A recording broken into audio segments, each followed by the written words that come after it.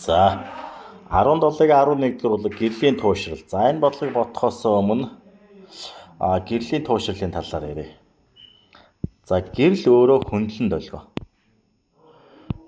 долгио. Өөрөөр хэлбэл гэрэл тарж байгаа чиглэлдээ яг X тэнхлийн дагуу тарж ивэл за ингээд захилгаан орон ингэж хэлбэлзэж яхад захилгаан оронд перпендикуляраар соронзоор ингэж хэлбэлзэж идэг. Өөрөөр захилгаан соронзын хэлбэл орчин тарахыг захилгаан соронзон гэдэг хүний нүдэнд харагдаж мэддэг захилгаан соронзон болгоо бид нар гэрэл гэдэг. За гэрэл бол хөндлөн долгио нэгт. Хөндлөн долгио.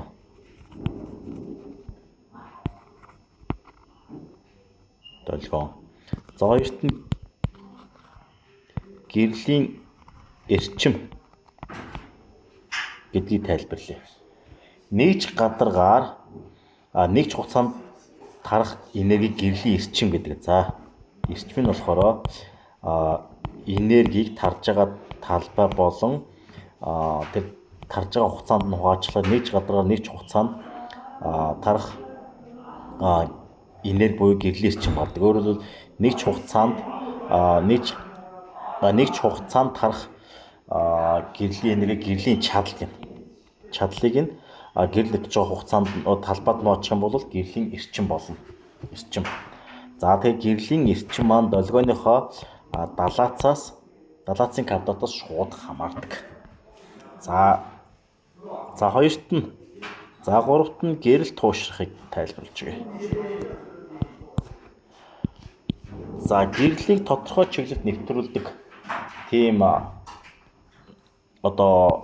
биеийг туушруулж гэнэ. Жишээ нь ингээд гэрэл байгаль дээр тарж байгаа гэрлийн X тэнхлээр гэрэл тарж ийн гэж үзье. Тэгвэл энэ гэрэл маань зүг бүх тишээ ингэж хэлбэлцдэг. Захилгаан соронзон хэлбэлцдэг. Ингэж янз бүрийн чиглэлд хэлбэлцдэг. За тэгвэл энэ босоод туушруулж замд нь ингээд байрлуулчих. Босоод туушруулагч. За тэгвэл босоод чиглэлийн дагуу хэлбэлцэж байгаа гэрлийн хэлбэлзлүүд энэгээр нэвтрэнэ.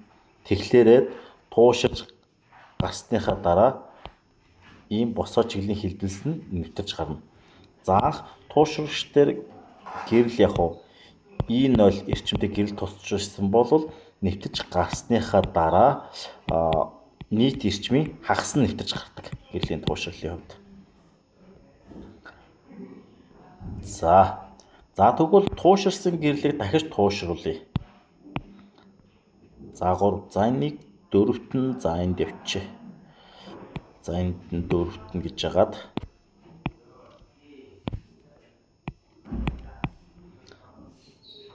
За энэ тууширсан гэрэл байна.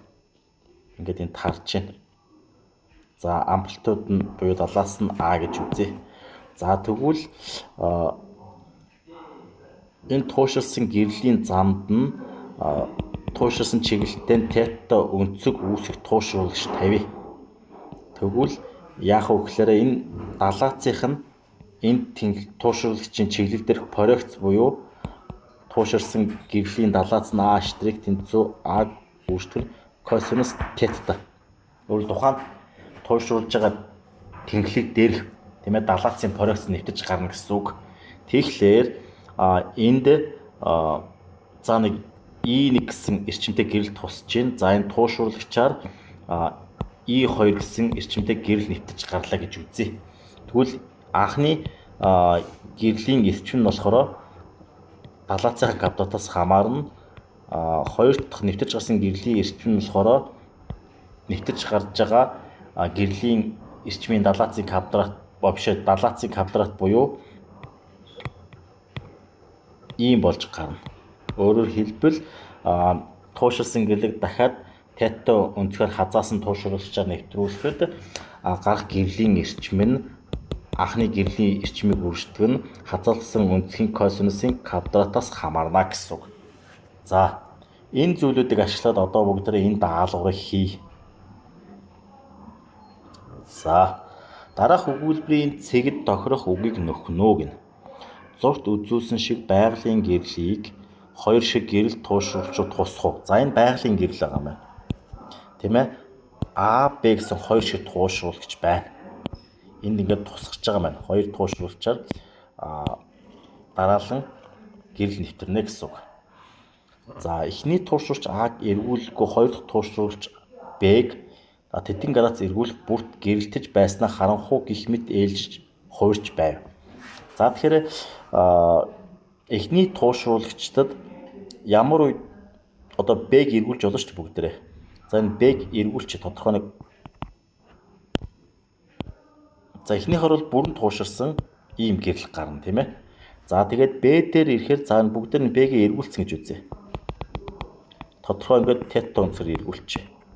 За тэгэхээр А-гаас ирж байгаа гэрлийн эрчмийг тийм ээ косинус квадрат тетагаар үржүүлчихвэл Б-гээр нэвтрэх гэрлийн эрчим гарна.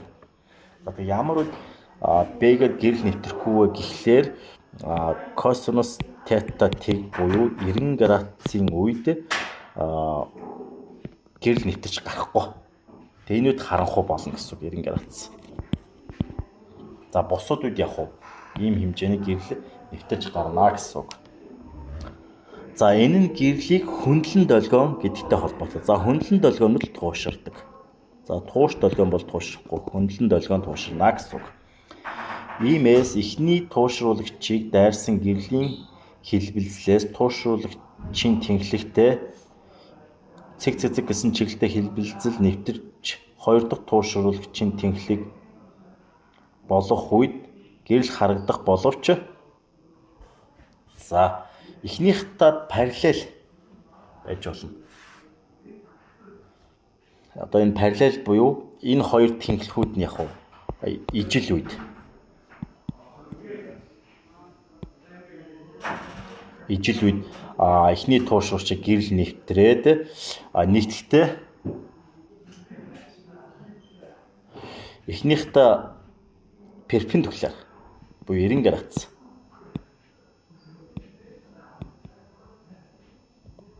Өөрөөр эхний туушруулагчтай хоёр дахь туушруулагч үүсэх өнцөг 90 градус хөндлөн болох үед гэрэл нэвтрэхгүй харанхуй болно гэсэн ийм зүйлүүд байгаа. За тэгэхээр энэ гэрлийн туушрыг ойлгоход гэрэл бол хөндлөн долгион. За тэгээд гэрлийн эрчим далавцаас хамаарах. За тэгээд гэрлийн туушрал тийм ээ тууширсан гэрлийн эрчим зэрэг ийм зүйлүүдийг ойлгож авах хэрэгтэй. За тэгээд дараасан хоёр туушруулагч байгаад энэ хоёр мань хооронд 90 градусын өнцөг үүсчихвэл хоёр дахь туушруулагч гэрэл нэвтрэхгүй параллелээр явах хоёр дахь туушруулагчаар гэрэл нэвтэрнэ гэсэн ийм үндсэн зүйлүүдийг маш сайн ойлгож авах хэрэгтэй.